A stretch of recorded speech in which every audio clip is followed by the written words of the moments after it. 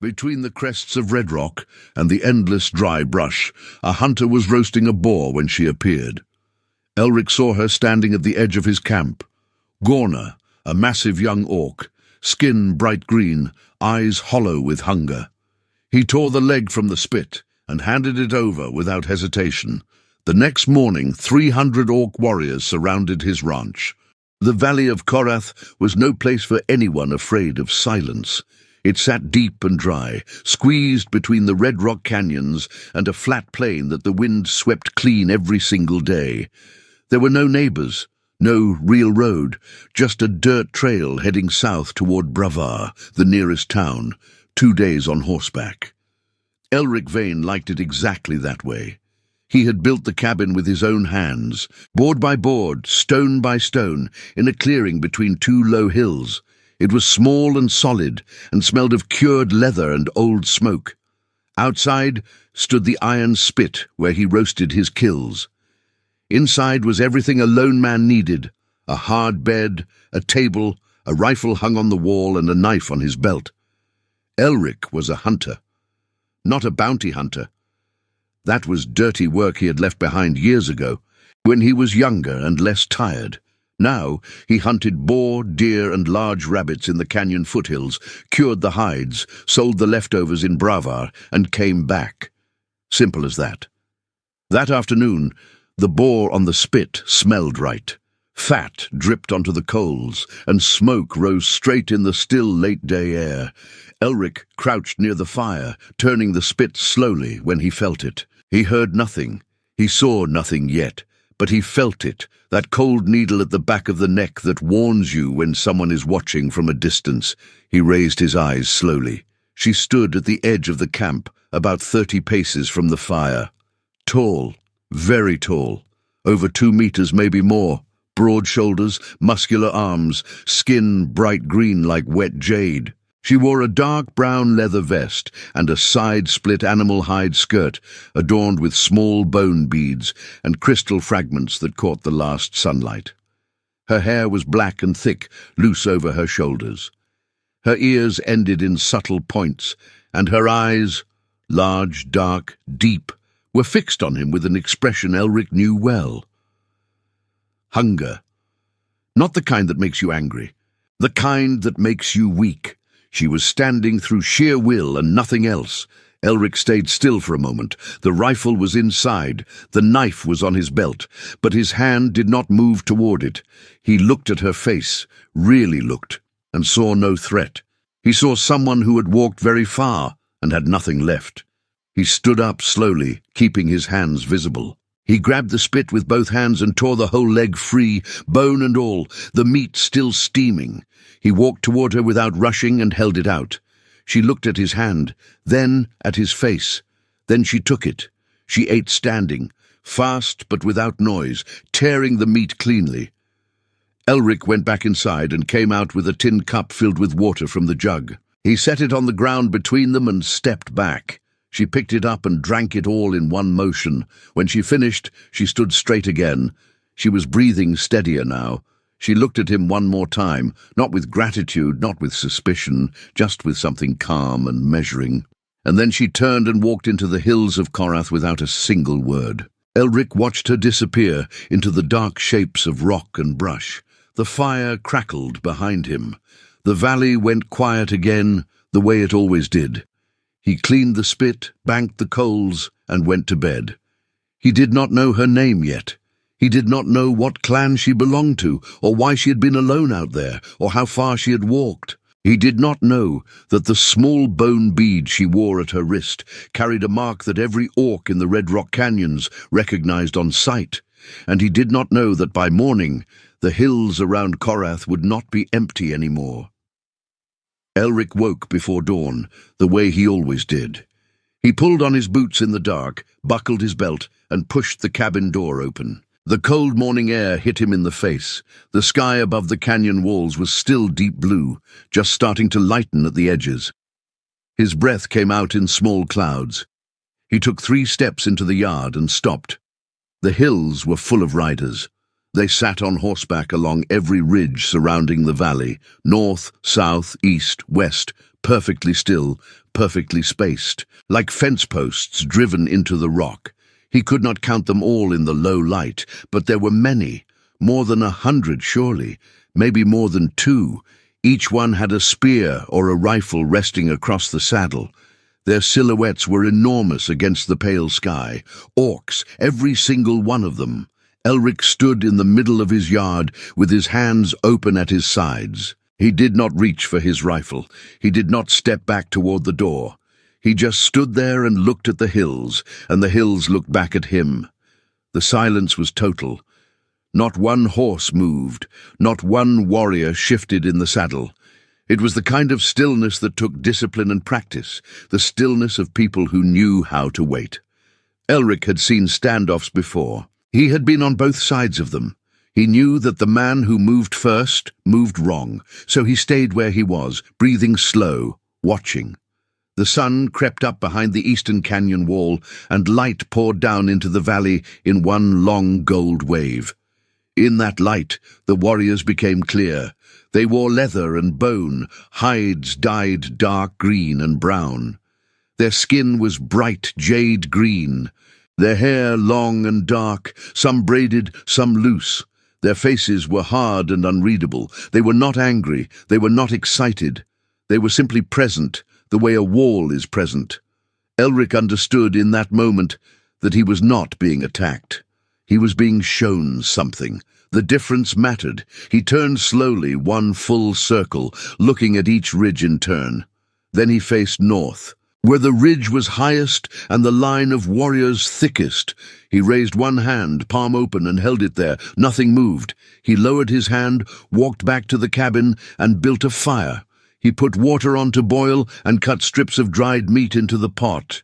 He worked slowly and without rushing, keeping his movements visible through the open door. If they were watching, and they were watching everything, they would see a man going about his morning without panic, because Elric Vane, whatever else he had been in his life, was not a man who panicked easily.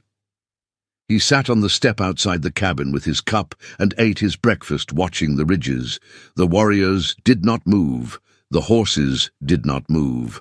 The valley of Corath held its breath. Somewhere up on the north ridge, one of those riders knew his name, or would soon.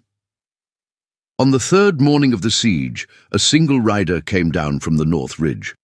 Elric was splitting firewood at the side of the cabin when he heard the slow, measured sound of hooves on dry rock.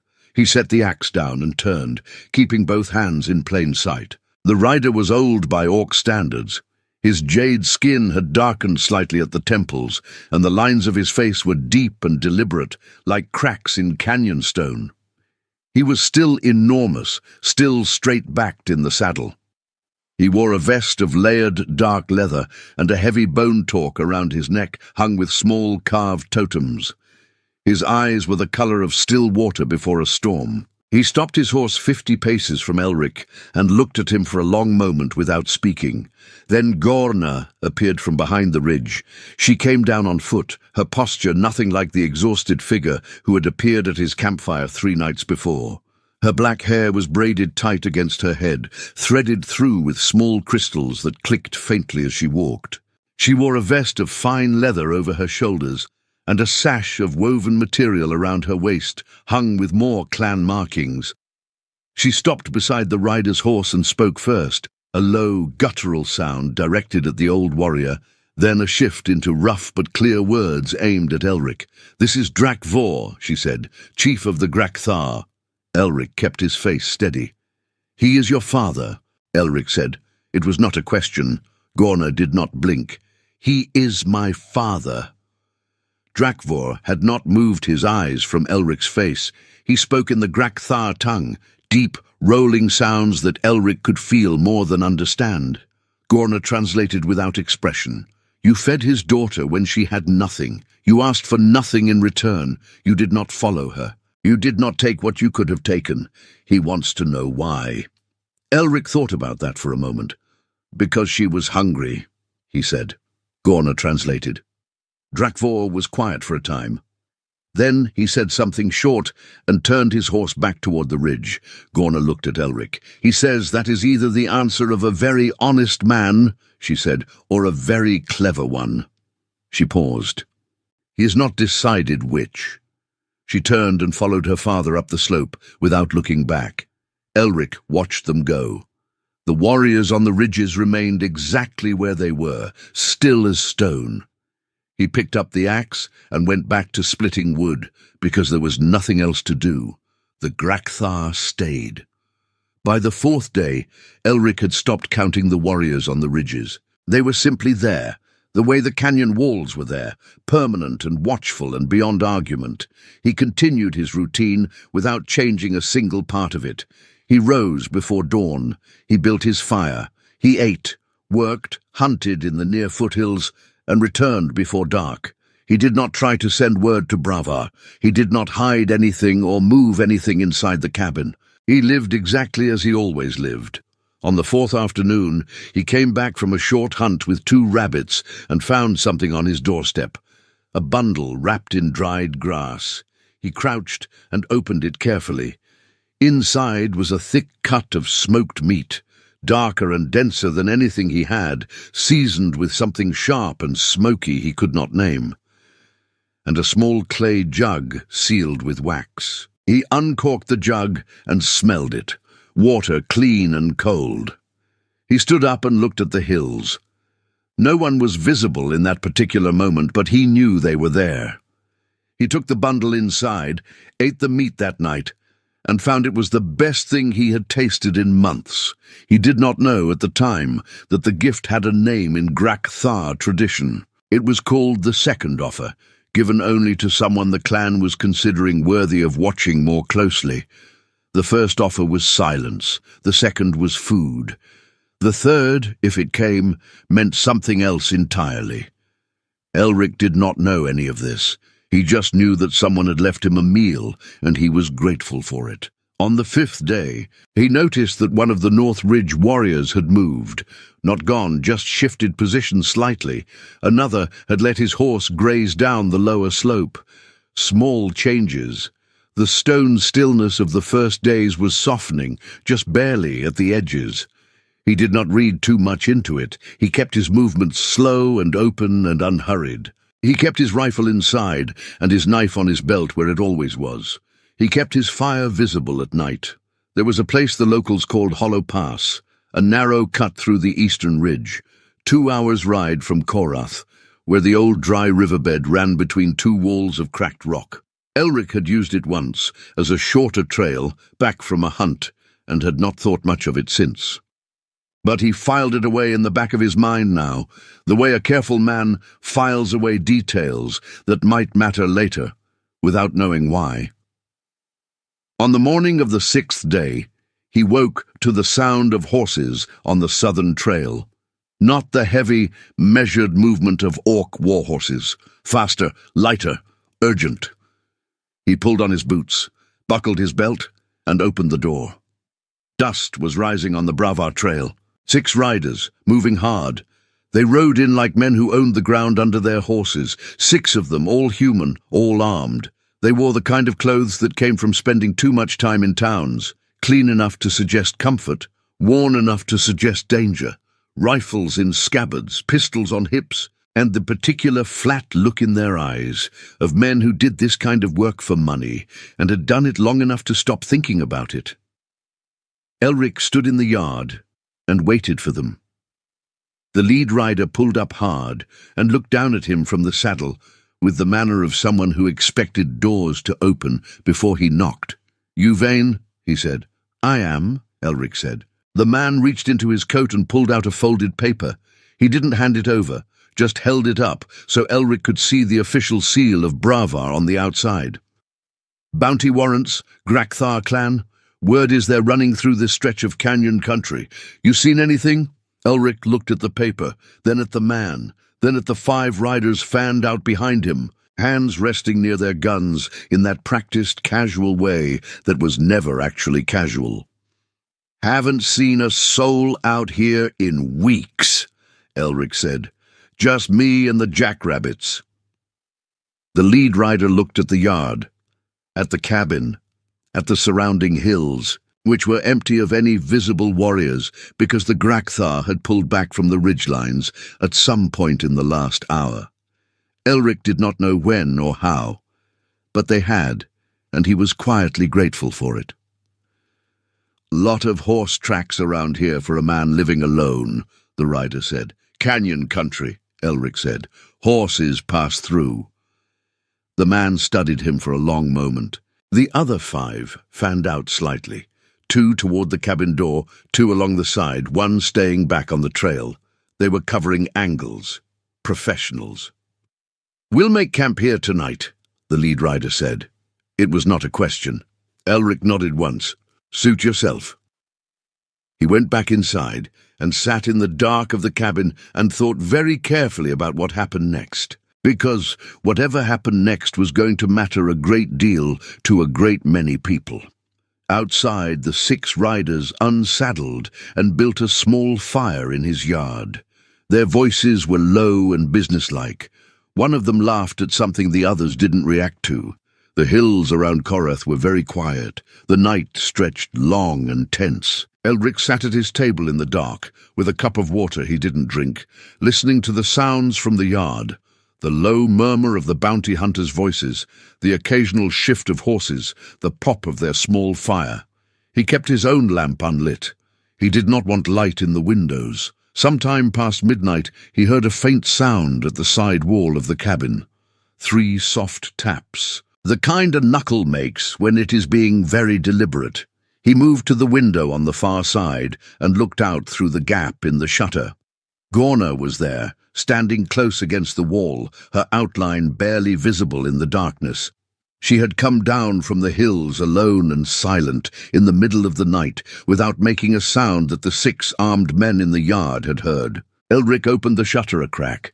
She leaned close and spoke in a voice just above a breath. "My father gives the signal at first light," she said. "If they are still in this valley when the sun touches the east wall, the warriors come down." Elric absorbed that. "How many would survive?" he asked. She was quiet for a moment. "Some of yours might," she said. He closed his eyes briefly. "I'll get them out," he said. She pulled back without another word and disappeared into the dark as quietly as she had come. Elric sat back down at the table. He turned his cup slowly in his hands and thought. He needed a story. Not a lie exactly, as more like a trail. Something that pointed away from Corath convincingly enough to move 6 suspicious men before sunrise. He remembered Hollow Pass, the narrow cut through the eastern ridge, 2 hours' ride away, where the old dry riverbed ran between the rock walls. He had stored that detail away without knowing why. Now he knew why. He went outside an hour before dawn and crouched near the bounty hunter's fire, which had burned down to coals. The lead rider was on watch, half awake, rifle across his knees. Elric crouched next to him and kept his voice low and urgent. He told the man he had remembered something. A trapper who came through 2 weeks back said he had seen a large orc camp east of Hollow Pass, past the second ridge, where the old dry riverbed ran. Said there were fires there at night. He had not thought much of it at the time, but now, with warrants in play, it seemed worth saying. The lead rider was awake and alert within 30 seconds. He roused the others quietly, and they broke camp in the dark with the efficiency of men who had done it many times before. By the time the first grey light touched the canyon walls, they were already on the eastern trail, moving fast toward Hollow Pass. Elric stood in his empty yard and watched their dust fade. The east wall caught the sun. The valley stayed silent. By midday, the ridges were empty. Not in the way they had been empty before the warriors arrived. Not the ordinary emptiness of a quiet valley. This was different. This was the deliberate withdrawal of something large and organized, leaving behind only stillness and the faint impression of having been there. Hoofprints in the dust at the ridgeline, a spot of flattened grass on the north slope, a single crystal bead lying near the cabin step that Elric almost missed. He picked up the bead and turned it in his fingers. It was the same kind Gorna wore, braided into her hair. He set it on the table inside. Late in the afternoon, he heard one horse on the north path, one set of slow, deliberate hooves. No urgency. He went to the door. Grathar came into the yard alone. He dismounted without help, tied his horse to the post near the water trough, and walked to the cabin door as if he had done it 100 times before. He was not armed beyond the long knife at his hip, which he had not reached for and would not. He ducked his head under the cabin doorframe and stood inside, looking at the small space with an expression that revealed nothing. Grathar came in behind him. She must have been waiting on the slope. She took her position at her father's side and watched Elric's face. Grathar reached into the fold of his vest and set something on the table. A cord necklace, hand-knotted, hung with small painted beads, dark blue, bone white, and deep green, arranged in a repeating sequence. From the center hung a flat carved piece of dark bone, etched with the mark of the clan, a split tusk resting inside a circle. He spoke. Grathar translated. "This is a mark of the Grathar," she said. "Any orc in the canyon country who sees it will know you are under the clan's protection. It does not make you one of us. It means you chose right when it was hard to choose right. That is enough." Grathar looked at him directly for a long moment. Then he said one more thing, brief and low. Grathar translated quietly. "He says you fed his daughter with your last piece of meat. He did not tell you that was the last one on the spit." She paused. He was watching from the ridge even then. Elric looked at the necklace on the table. He picked it up and put it around his neck. Grathar nodded once. Not a bow, not a gesture of submission, just an acknowledgement between equals, and walked out of the cabin. He untied his horse, mounted and rode north without looking back. Grathar stayed one moment longer. "He doesn't say that to anyone," she said. Then she followed her father up the slope. By the time the sun touched the western canyon wall, the valley of Corath was quiet in the way Elric had always loved, the ordinary quiet of a place that belonged only to itself. He sat outside on the step as the stars came out one by one above the canyon walls. 3 weeks passed. Elric rode to Bravar to sell hides, the way he did every month. He wore the necklace under his shirt, out of sight. He did not talk about what had happened in Corath. He drank his 1 cup at the saloon, bought his supplies, and rode back before dark. The 6 bounty hunters were in town. He saw them at the dry goods counter, restocking. The lead rider caught his eye across the room and gave him a long look, the kind that said he had found nothing at Hollow Pass and was still thinking about why. Elric held the look without expression, paid for his flour and salt, and walked out. On the ride back through the canyon trails, he passed a narrow defile between 2 rock faces, the kind of tight spot where a man alone did not like to linger. He pushed his horse through at a steady pace and came out the other side into open ground. On a boulder at the edge of the path sat a small bundle of dried sage, tied with a strip of dark leather. He almost missed it. He stopped his horse and looked at it without touching it. It had not been there on the ride in.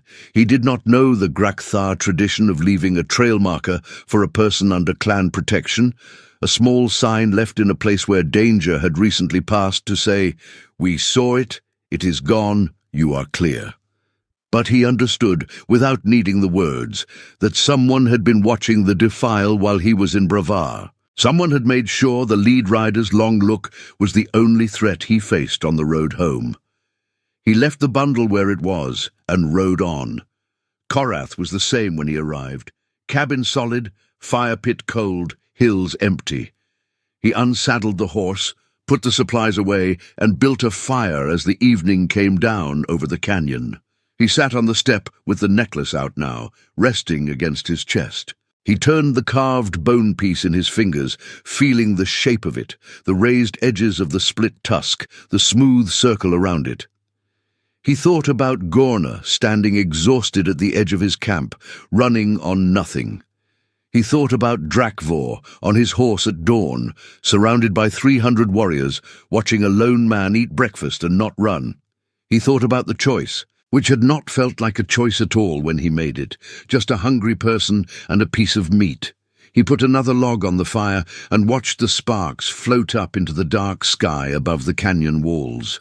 Some things were simple, he thought. You fed someone who was hungry. That was the whole story. He did not know yet that word was spreading along the canyon trails, not loudly, not quickly, but the way important things always spread in quiet country, from rider to rider, from camp to camp, steady and sure. A human hunter in the valley of Corath wears the mark of the Grathar, chose right when it was hard. The seasons turned in Corath, the way they always had. The deep summer heat broke in the high canyon passes, and the mornings began to carry that faint coolness that came before the cold months. Elric laid in wood, cured the last of the autumn hides, and patched the cabin roof where a stone had loosened near the chimney. He worked steadily and without rush, the way a man works when he is at peace with his place. The bounty hunters did not come back. He heard, on his next trip to Brava, that the warrants on the Grathar had been quietly dropped. Something about a disputed jurisdiction, a clerk's error in the paperwork, the kind of bureaucratic confusion that sometimes resolved itself when the right people decided not to push a thing any further. He did not know who had applied what pressure, and he did not ask. He bought his supplies. He rode home. Corath was his, the way it had always been his. A patch of dry valley between old canyon walls, with a small solid cabin and a fire pit, and room enough for one man and his thoughts. Except that it was different now in ways that were hard to put into words. The trails he rode felt less empty, not because anything was following him, nothing was, but because he knew the country was watched by eyes that had decided, after 6 days of careful observation, that he was someone worth watching over. That knowledge sat quietly inside him, not heavy, not light, just present. One morning, in the first week of the cold season, he opened the cabin door and found something on the step. Not food this time. A flat piece of stone, smooth and dark, carved on one side with the clan mark of the Grathar, and on the other side with something new. A small shape he had to look at twice before he understood it. A single human boot print, etched deep into the rock, sitting inside the circle, beside the tusk. He turned it over in his hands for a long time. He did not know who had left it, or when. He did not know what ceremony or decision had led to the addition of that mark. He only knew what Gorna had told him. The necklace meant he had chosen right. Whatever this stone meant, it seemed to mean something more, as if the clan had decided that his boot, his presence, his solitary campfire in the valley of Corath now belonged to the same circle as the tusk. He set it on the table inside, next to the single crystal bead he had found weeks ago. Then he built his fire, boiled his water, and ate his breakfast on the step the way he did every morning. Watching the canyon walls fill slowly with light, the ridges quiet and clear above him, the valley of Corath breathing easy around him. He had come here years ago, looking for a place where nothing would ask anything of him. He had found that for a while, and then a hungry stranger had walked out of the dark hills and changed the shape of things without either of them meaning to. He was all right with that. The fire burned steady. The canyon was still.